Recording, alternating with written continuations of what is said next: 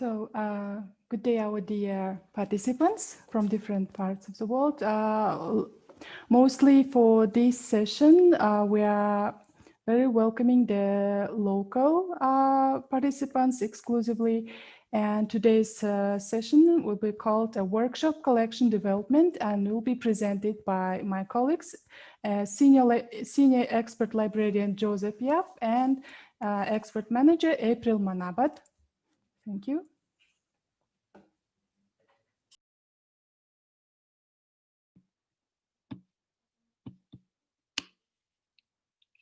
So, hello everyone. Can you see me or hear me?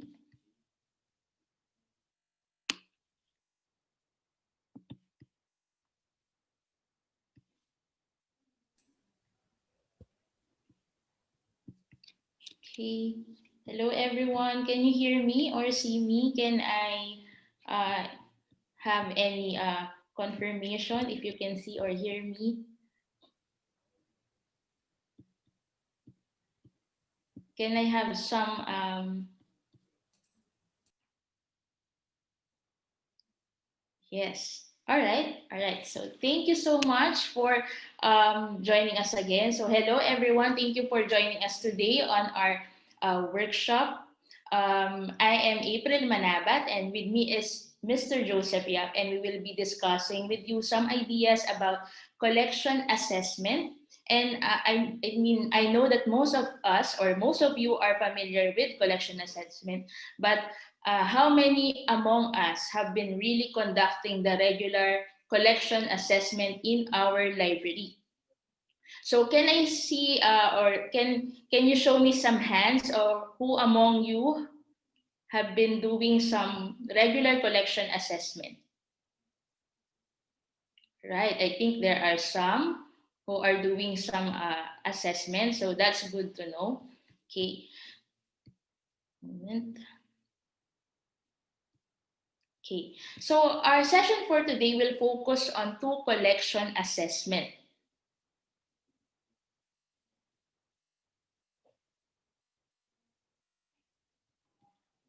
Okay, one moment. I will try to fix.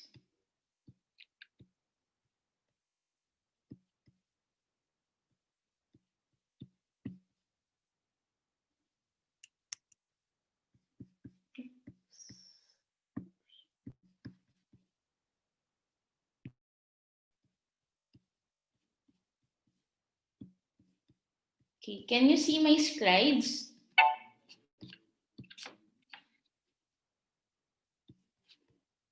Can you see my slides now?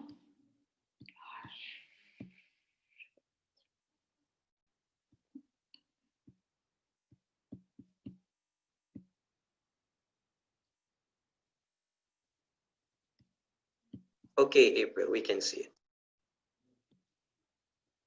All right, okay. So I will move forward. So as I was talking a while ago, we have this session has these two parts. So I will be discussing the collection assessment approach or collection focuses approach, and Joseph will be discussing the client-centered approach. So at the end of this module or at this session, we are expected that the participants will be able to understand the concept of collection assessment and also recognize the benefits of assessing the collection. In addition, we hope that we could learn the different ways or methods in assessing the collection. And lastly, implement an initial basic assessment in your own library collection in the future. Okay, so first we need to just identify the difference between assessment and evaluation. So first, what we need to think about if we're talking about evaluation is the simply it focuses on how well the collection meets the demands of the community. So it's more on the use or utility of your collection.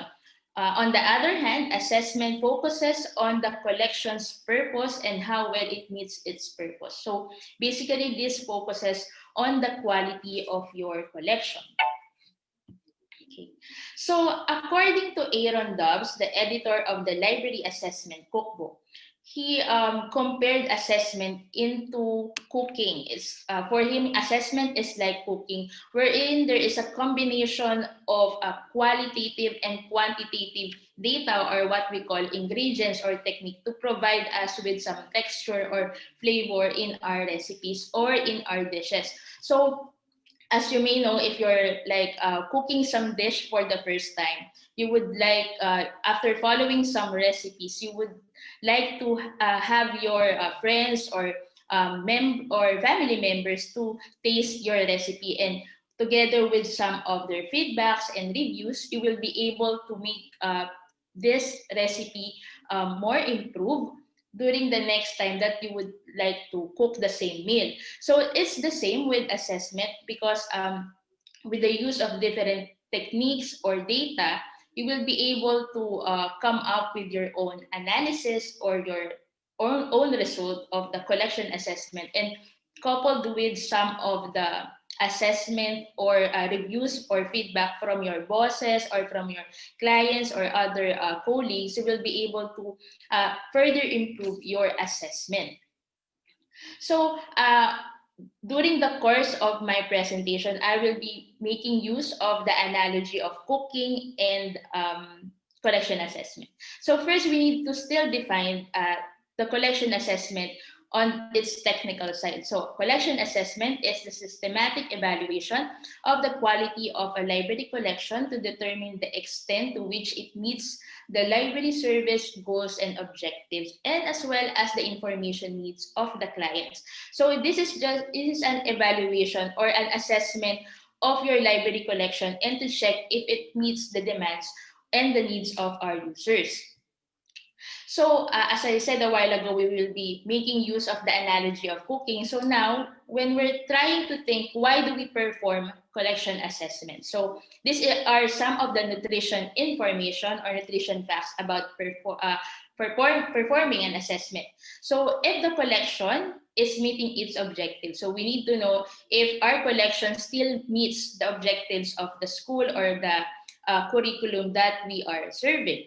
How well it is serving the user. So is it still relevant with our the demands of our users, and also to determine the strengths and weaknesses of the collection. And also sometimes or most of the time, we need to identify how to allocate our funds. And lastly, to select or to see if the selectors are performing their responsibilities. So also we need to identify where to or when to perform that assessment, or it's in some ways our cooking time. So we perform assessment with depending on the policy or the legal requirements. So most of the time we perform assessment because of our accreditation purposes, or as part of our collection development policy. So I hope everyone or every library has its own collection development policy. And most of the time, the funding cycle, because we need to allocate funds every now and then for our particular collection. So which one should have a greater part of the budget. So for example, so as for planning, we need to identify also our goals. Usually this is short-term or long-term goals. For example, for the next 5 years, I will be working on building something about the digital humanities. Or maybe I can see that based on the assessment, we have some lack of resources on business. So that's why based on your assessment, you will be having some goals or planning at the next couple of years or months. And also to take stock of what the current collection is doing. As for the need for information, most of the time we need to check if there is a need for us to sizing or to reduce the size or to increase the size, as well as the age of our collection, to check the cost per subject area, also the usage, and to check if we are still relevant with the needs of our clients. Okay, so when using the or when doing the assessment, we also need to identify the different ingredients or data that we should use in doing our assessment. So there are qualitative and quantitative data. So for the qualitative, we need to identify how well or how satisfied and why we are doing this assessment. So those are the data that we need to consider. For quantitative, we are working on how many, how much, or how often. We're on the numbers of checking about our library collection. So these are some of the assessment techniques or the cooking techniques that you could apply during your assessment. So as I mentioned a while ago, I will be discussing collection-centered and Joseph will be discussing the user or the client-centered approach. So I have some here and we will try to go with this shortly one by one. So the first one in our list is the collection profiling, which deals basically on the numerical or statistical picture of the library collection. So usually we have a count by class or by call number and as well as the imprint years. So as you can see on my example, on the class letter L, which is education, we are working on or trying to check how many books that falls on copyright 2017 and falls on letters LA or collection or call number LA, and then followed by LB, LC, and LG. So you need to profile your collection and to check which or how many of your collection is dealing on particular subject and particular imprint years. For the list checking, you are doing another collection assessment, which is comparing your collection to a standardized or authoritative list. So we do have some lists like the Choice Review magazine or some of the authoritative or publishers lists that we could find in our libraries or in the internet. So it's kind of tedious or time consuming. Why? Because you need to check one by one the titles and check this entry against the choice magazine, for example, or the listing that you are using. Well, basically, we have two key points here. We are selecting the list and doing the checking. So you can do this, as you can see on my example. We do have some a profiling as well as a list checking of the titles or the collection based on their class subject class, as well as the numbers per as compared or as it is compared to the choice magazine or to the list. The next one in our list is the expert appraisal. So as the word implies, expert appraisal requires an evaluation of the outside subject specialist. So most of the time we hire consultants to bring some fresh perspective on the collection. So, well, one of the drawback is there's a difficulty in looking for an expert, and sometimes there are lack of understanding when it comes to the expert's responsibility. And yeah, one of them is also being subjective of the analysis. So some of the basic steps that you should consider is you need to ensure that there is a clear responsibility of the expert and the library. So sometimes you just give the expert their or the job description or what they want the expert should accomplish. So there should be an established checkpoints between the library and the expert's responsibility. And lastly, you need to identify the contribution or to acknowledge the contribution of the experts in doing that analysis. You can also make use of other techniques to provide you with more compelling results or more how do you say that maybe reliable results. And lastly, you need to report those results to your management after conducting that assessment. Okay. So another one is the shelf scanning, or what we call direct analysis approach. So shelf scanning is basically just physically examining the books on the shelves, right? So you just have to go to the shelves and check the shelves, or check the books on the shelves one by one, and you can see that their collections condition, the scope, and the relevance of your books or your collection and its appropriateness. So some make use of this because this is a quick and on-the-spot process that would give you instant results. So you can see also, or you can identify the materials that needs to be discarded, replaced, or repaired. So this is most of the time, some of the smaller libraries make use of this kind of assessment. Another one is the collection mapping technique, wherein this shows that what you have been achieved and what needs your attention using the collection development plan. So it's simply matching the collection strength to the population needs and making use of some segments. So for example, some basic segments that we made use of is, for example, history. So you're using a basic emphasis on history. So for example, your books are on the letter D, which falls on the history. D for Library of Congress classification scheme. All right. So that's the basic emphasis. Then we will have a general emphasis. For example, you're focusing on the history of Kazakhstan. So that's under DK. And then if you will be going down to the specific emphasis, you will be looking for some materials dealing with the history of Kazakhstan during the Soviet time. So it's like mapping your collection up to the specific subject area. Citation analysis is also a checklist method, but it's also a user-centered approach. So this is a variation of the checklist method that creates a specialized list from the cited references. So you just need to compile the list of bibliographies that have been used for a scholarly work.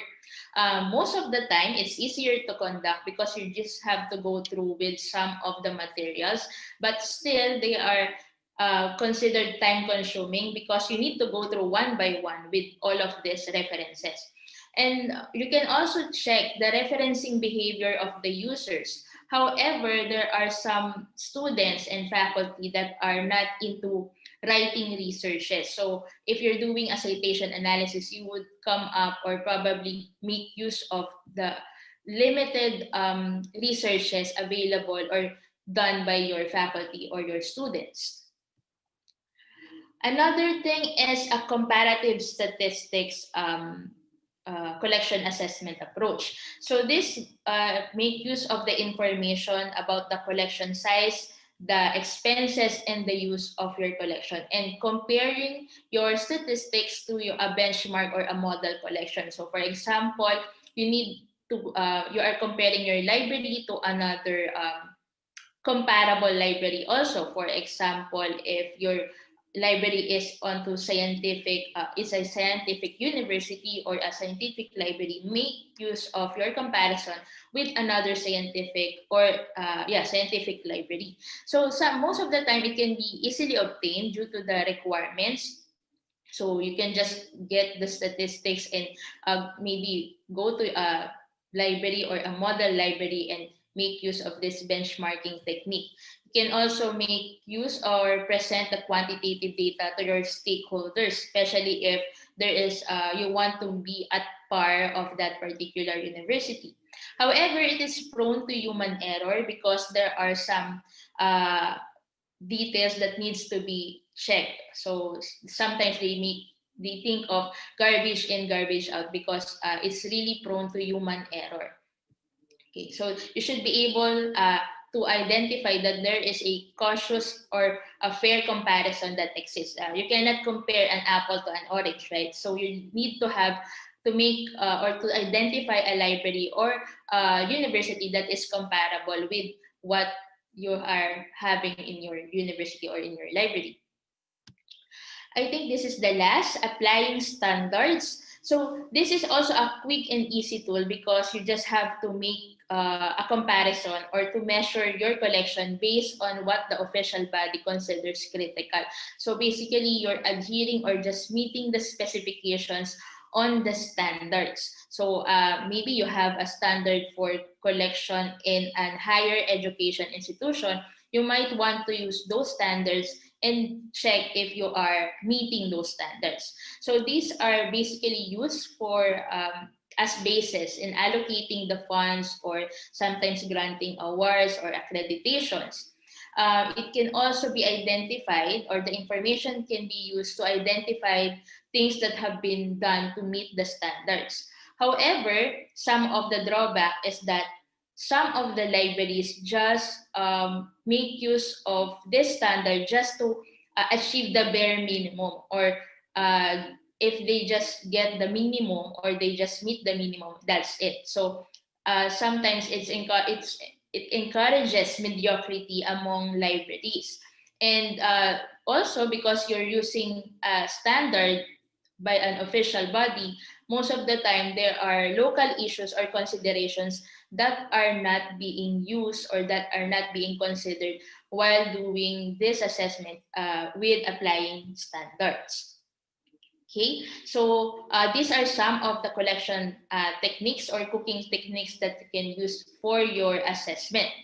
So this is a simple collection assessment process or a cooking process that they are trying to share with us based on Aaron Dobbs. So first is you need to take stock of your pantry, or in some ways you need to identify your assessment goals. What are your goals in doing your assessment? Is this for funding? Is this to have to really check the strength and weaknesses of your collection, or just to at least get the bare minimum standard or to meet the standards of your library? Next is you need to check the expiration date. So you need to determine the duration periods. How long are you doing this collection assessment? Let's say if you're doing this for 1 month or 2 months, is this a 3-year collection assessment, a 5-year collection assessment? So it really depends on your goal. Next, you need to use a high quality ingredients, or in some ways determine the source of your data, the responsible persons or software to be used. Especially with the data, you know that there are data that we can get from our suppliers, especially if you're dealing with the usage. So you make use of them. Or are you doing manual data gathering? You also need to identify who among your librarians will do this particular assessment, because as you may know, assessment is kind of tedious and time consuming. And also if there are softwares that you can make use of. Okay, so you need to identify those particular ingredients. Be aware of a must-have kitchen gadget. So try assessment softwares first before investing to them. So there are some assessment softwares that are available, maybe offered by some vendors, because they also want to, you know, sometimes they also want to make some funds out of it. So before trying any software, just first check its pros and cons, or the advantages and disadvantages of these softwares before trying to have them. Embrace creativity in the kitchen. So keep local context in mind. So just so like with applying standards, you need to check basically what your local community or your clients are considering in doing this collection assessment. Are you trying to, you know, meet the standards based on what the official body is inclined you to do, or you have to check the local or the needs of your local clients? Presentation is everything. So again, try to make yourselves or your assessment be relevant. So you have to check your assessment and try to present it to the higher body or to your bosses. And at least from that assessment, those results, you need to report those results. And from that assessment, you can decide on whether you need to increase some budget on this particular subject, or maybe lessen some subject or some budgets on another subject. So you need to present your results and decide from that results. Lastly, don't go crazy. Focus on getting good data and good results will follow.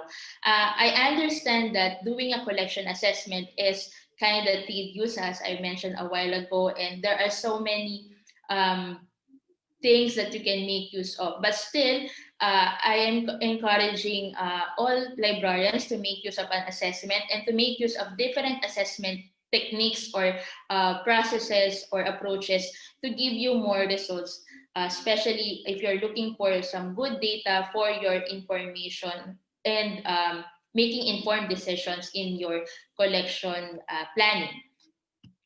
So this is just a sample of a collection assessment recipe by Madeline Kelly from George Mason University. So as you can see this is just a sample. So the nutrition information is that this particular collection assessment is developed as a manageable way to assess a specific subject. So to just assessing a specific subject collection comprehensively. So based on her recipe, she did this for 1 to 2 months. And the cooking techniques that she made use of is a citation analysis, usage data analysis, and user feedback, which are some variations of a client-centered approach, list checking, and also doing counting and comparison with benchmarking libraries. Ingredients that she used is based on her ingredients, she used 15 hours per week or less of her time in doing this assessment. There's one assessment advocate, one adventurous librarian, assorted assessment tools, and a dedicated funding. So sometimes there are funds involved in doing this assessment, but if there are no funds, you can still do this assessment for your own benefit or for the benefit of the library. So this is a simple procedure. So in preparation, she set some parameters, identified the goals and the subject areas to be assessed. So during the assessment, there are data that have been collected for the assessment tools. Also organize those data in different folders or softwares, and she prepares the final results or report using those findings, and these results were communicated to the stakeholders, and if there are revisions after their reviews or feedback, revisions are done. So they take action on those recommendations, which is backed up by the results of this assessment. And this was evaluated taking into account which of these parts of the process is or has worked well, and there are the challenges that encountered along the way. So again, they can use this to assess other subject areas in the future. Okay, so there are still allergy warnings in this particular collection assessment recipe. Again, this recipe will be different at every institution, so you have just to customize this based on your subject areas, and be sure to set your parameters and prepare the final report after all of this assessment. And then at the end, she just put some notes or chef notes. Try using various different assessment tools to provide more reliable and accurate results, and you need to revise the procedure if needed. So it really depends on how your assessment has go through during your during those assessment periods. Okay, so I hope you find this simple assessment recipe useful. So maybe we can do some basic exercises.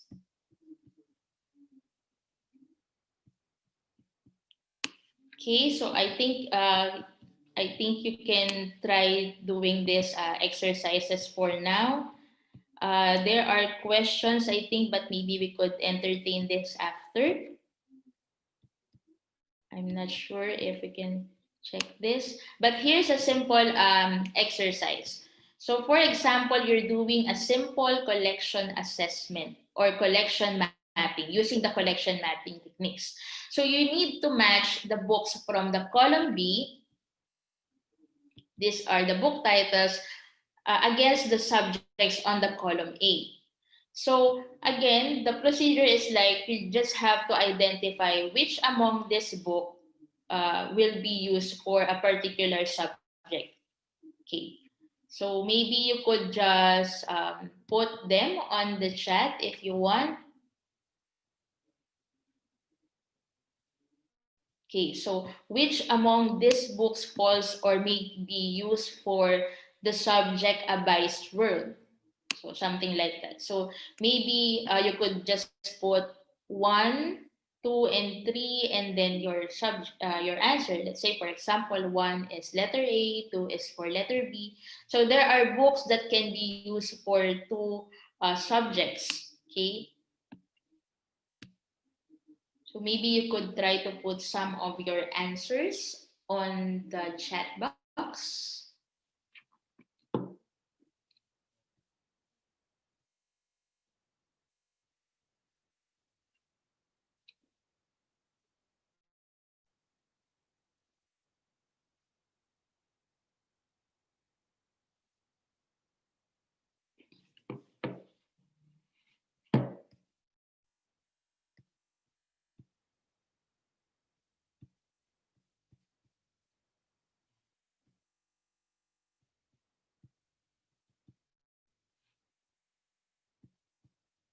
Okay, so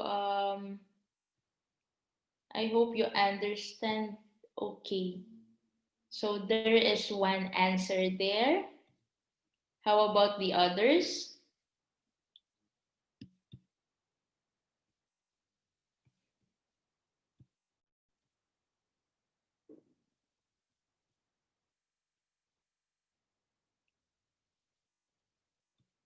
Okay, so you just have to do a simple collection mapping of this particular books and just match them with the subjects on the column A.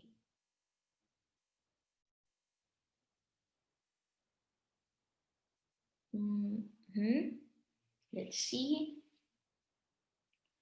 So as you can see also on the column B, you can see the title, the author of the book, the call number, and the subject.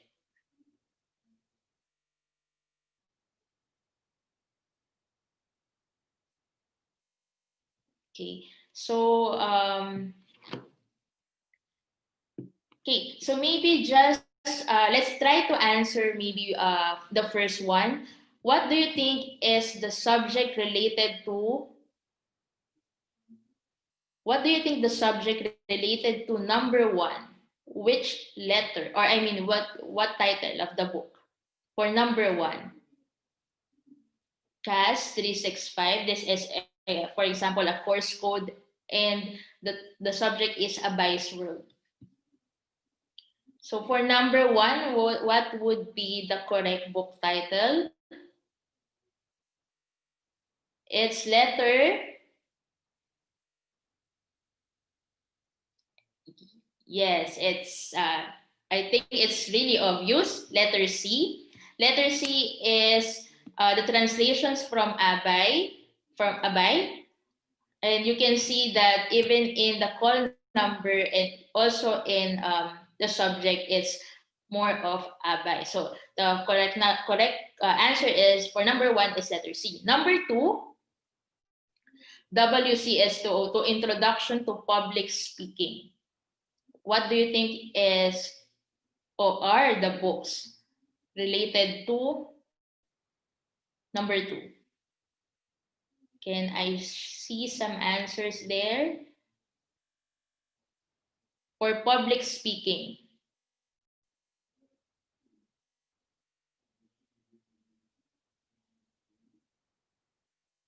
All right, so the correct answer would be letter D and letter E. So as you can see also on the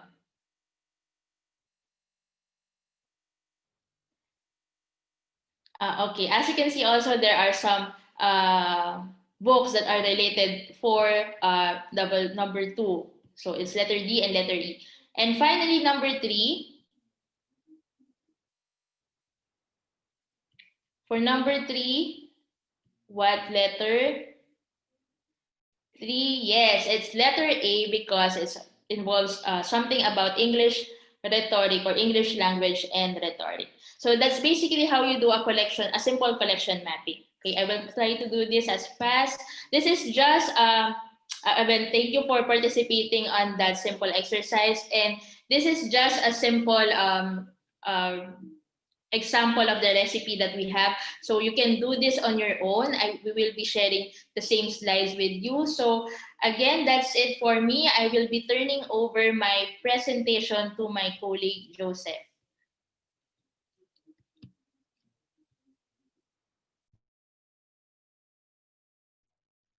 Good morning, everyone.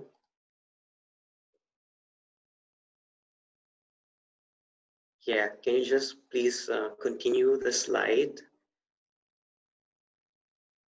Good morning, everyone. My name is Joseph Yap, and thank you for being with us in the workshop 1. So my role is to give you an idea of how to make an assessment on client-centered approach. So April gave you already the techniques and the cooking arrangements. We'll try to bake something today for client-centered approach.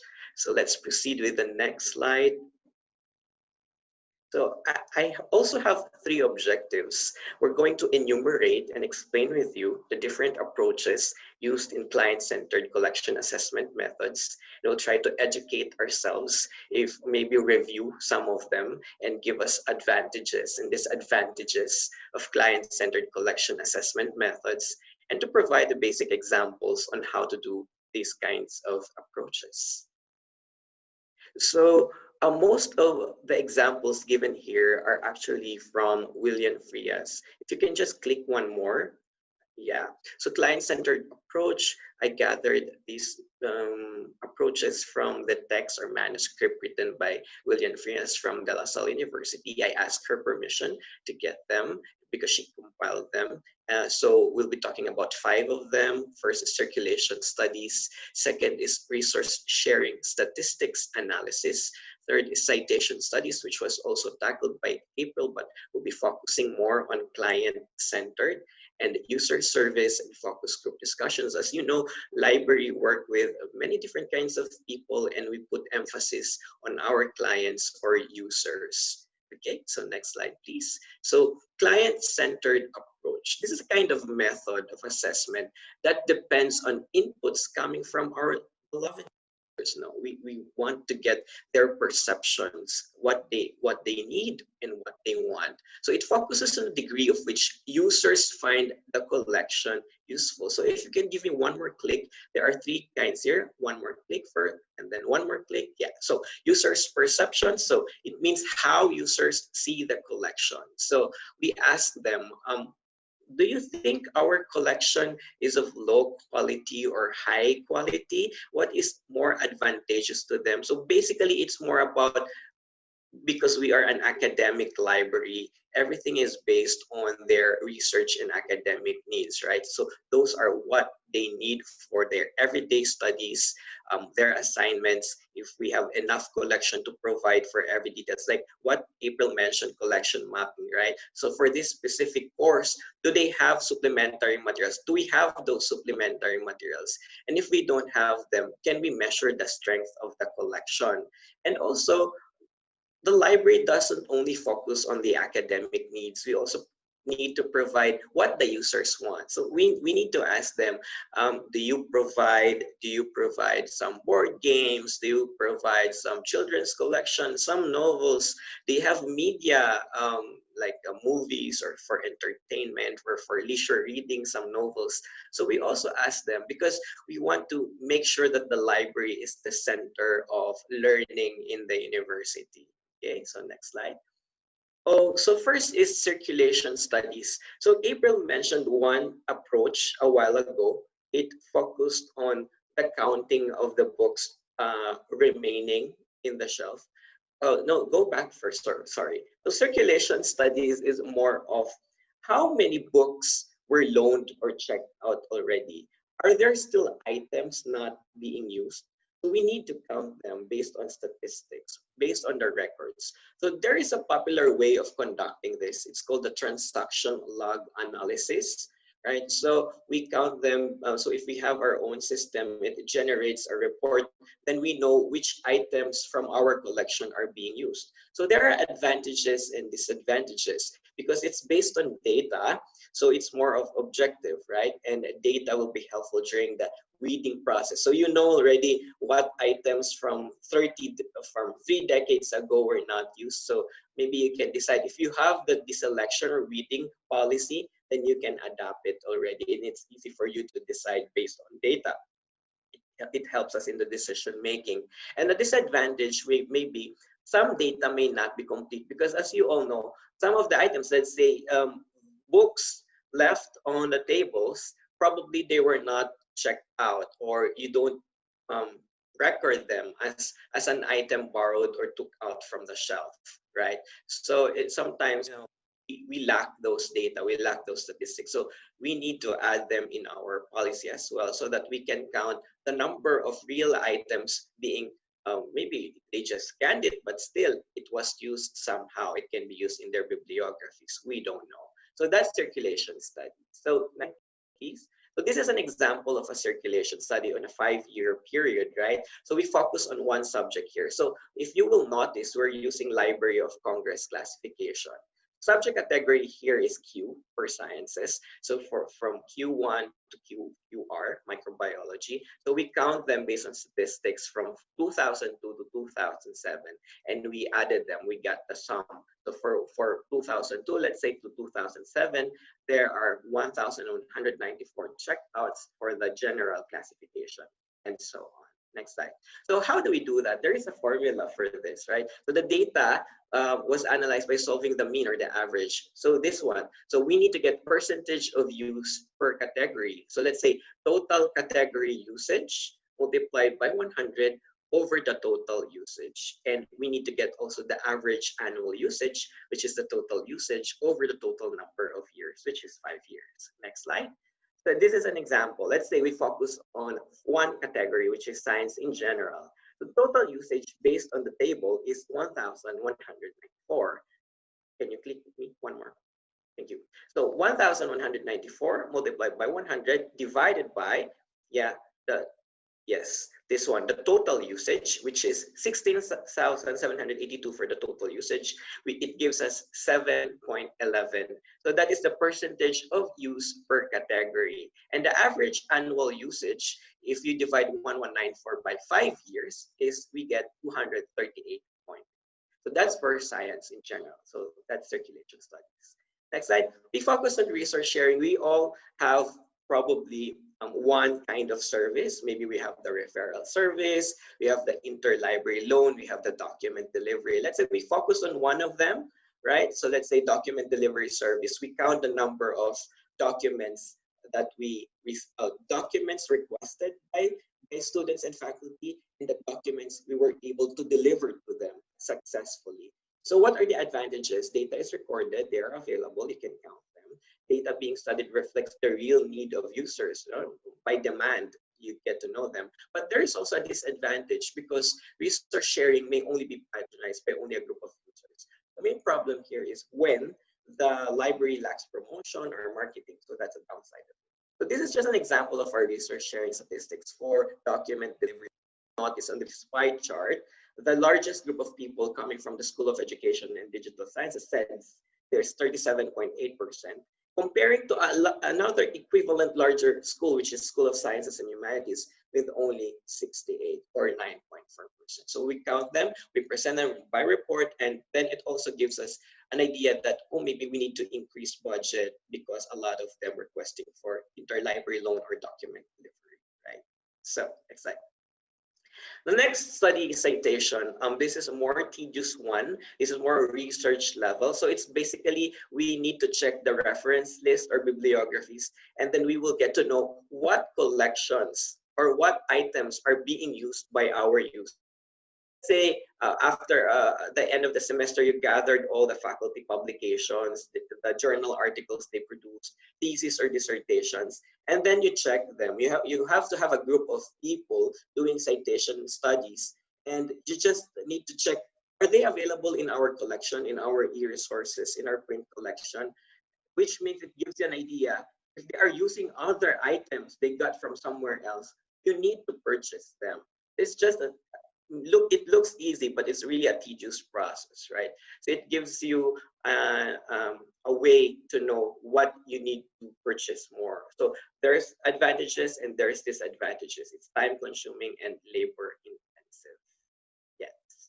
So this is an example of a citation study we did last year. So we presented in a conference. So let's say based on this pie chart, for example, we have to identify, so sorry, I need to see it. So let's say doing citation studies, you will get to know what kinds of formats are users using. Are they using our print collection, our e-resources? Is it journal, conference proceedings, or just a book chapter? Also, we can identify based on citation studies that which collection should be strengthened more because we lack them. So yeah, so next slide.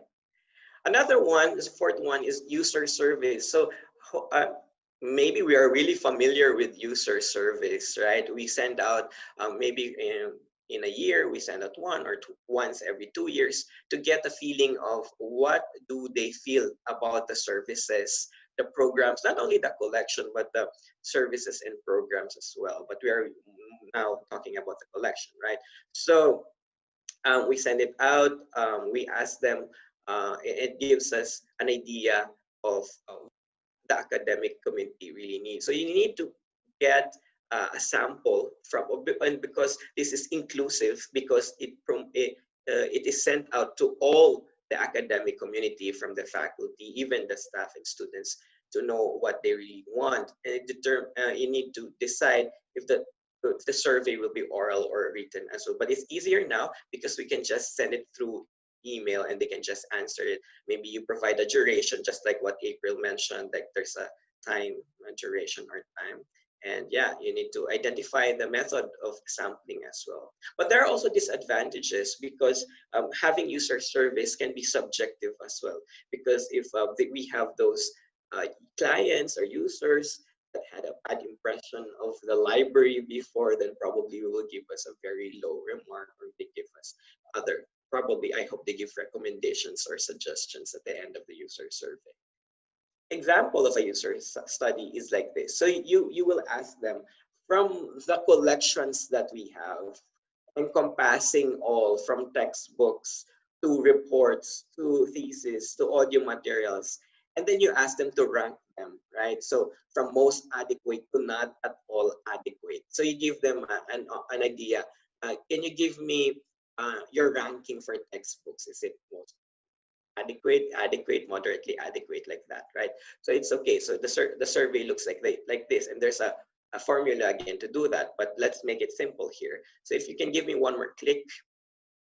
Here is an example for textbooks, right? So they rank them. So let's say we have a total of 765 users, let's say, and 137 of them gave us a high grade of 5, most adequate, and 8 of them gave us not at all adequate. So you have to weigh things here. So there's a formula to do that. So you have to add everything, and you have to, let's say, for most adequate, because it's ranked 5th, so 137 you multiply by 5. If we just need to follow the formula, 307 multiplied by 4, and then 226 multiplied by 3, 87 multiplied by 2 plus 8. So you just follow it, divide it by the total number of respondents, and you get the answer. So for the next slide, next slide. Oh, did I finish it? Oh, because no, go back. Because the answer must be at the bottom. I cannot see it, sorry. Now, the answer must be the screen. So it gives us now the impression. Anyway, it's fine. Maybe we'll share the slides, the slides later. So there, so you can do it also for the other kinds of collections and do the same formula again. Okay, then it gives you an idea which collection is being has a high rank for the users of the library. Yeah, next. Focus group discussions, probably one of the easiest of them, but also you have a challenge of gathering people. It may be about 15 or 8 of them. You need somebody who can facilitate or be a moderator as well, because you may be asking questions. So you need to gather people and make sure it's inclusive, that people in these focus group discussions are well represented. You have representatives from students, from faculty members, from staff, researchers as well. So your aim is to make sure that you discuss what the users need and wants again. So it has its own advantages and disadvantages. So if you can see here, the advantage is that it explains differences in perspectives. A student may, the student's wants may be different from the faculty wants. And disadvantages, maybe it's very sensitive for some because there are certain issues that, different levels of issues. An example, there is a book, or you can find it online probably, and these are the guide questions. Let's say that you can just start with, how do you use the library? How do you see your information needs changing? Do you have any advice or recommendations for the library to improve? So this is more of getting their feeling face to face. You can see their initial reaction. So yeah, it's just being honest using FGD. Yes. Next, so here are the references I used, and then let's do some exercises. Let's try to do this very quickly. We are running out of time, but you can actually do this also later. So if I can share with everyone. So this is an example of the article we had last year, we presented, right?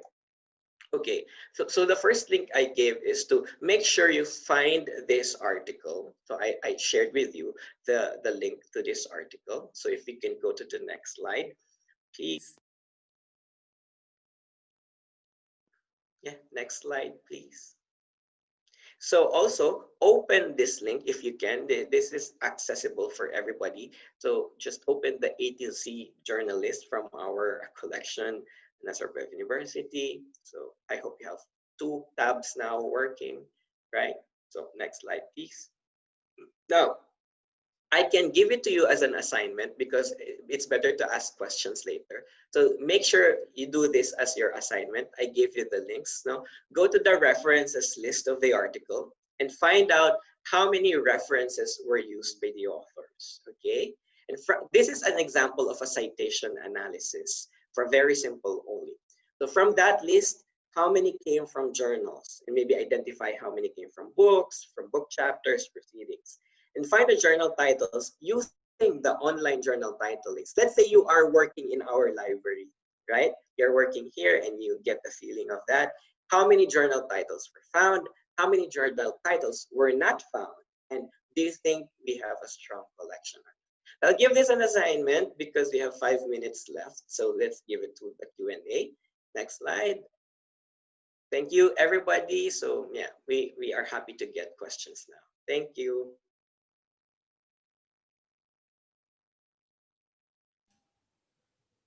Thank you, Joseph.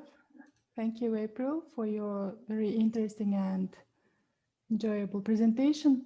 I think we can just start the question and answer part. I see question here in the question and answer box.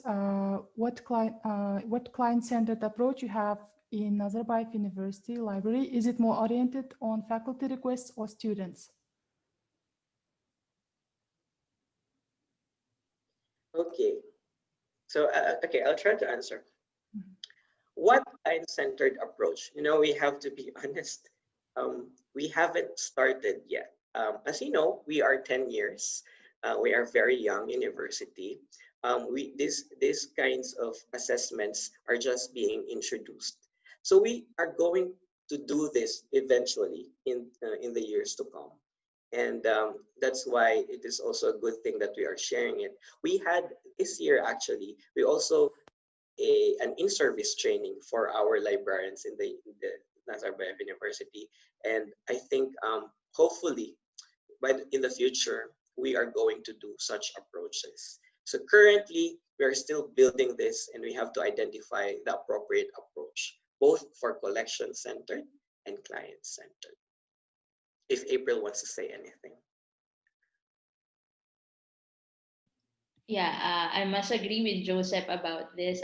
We have in-service training, and we hope to invite, inspire some of our colleagues to make use of this collection assessment approach to identify our collection strengths and weaknesses. That's it. Okay, thank you. I have one more question here, but it's in Russian. I'll try to translate it. What kind of classificator do you use? Is it understandable or not? Okay. April? Classification, right? Or is she asking for library classification scheme? I think so. Yeah. So here in Nazarbayev University, we're using the Library of Congress. LC is basically for bigger institutions or institutions with a bigger collection. But still, even if you're using DDC or other collection library or classification system, you can also make use or do your own collection assessment. Okay, thank you, April. I hope Natalia got her answer.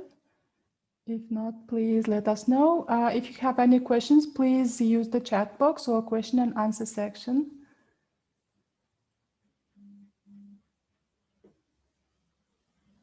Okay. Okay, for now, there is no question.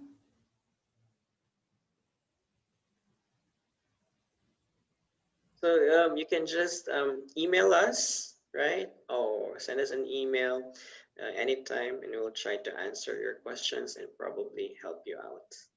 Mm-hmm.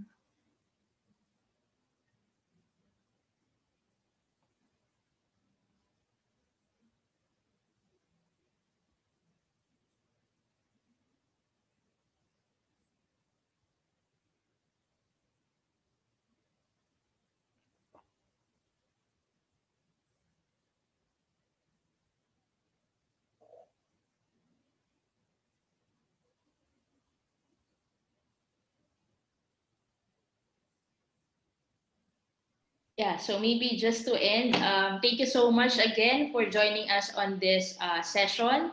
I hope you find this session very much useful in your future assessment or collection assessment endeavors. Thank you so much.